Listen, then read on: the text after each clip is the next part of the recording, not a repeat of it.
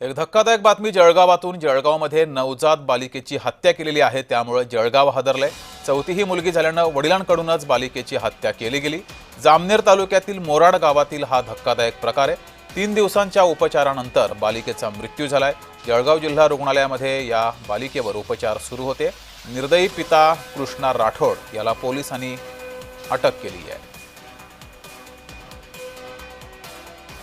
3 दिवसाच्या मुलींचा वडील आहेत कृष्ण लालचंद राठोड यांना परवा आम्ही चौकशी करत असताना त्यांनी कबुली दिलं की त्यांनीच एक वस्तू घेऊन त्यांच्या डोक्यात मारहाण केलं।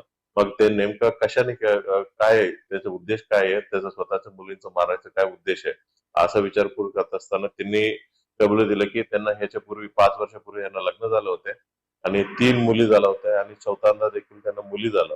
हे रागभरातून त्यांना त्या मुलींना 3 दिवसाच्या मुलींना त्यांनी मारहाण केलं।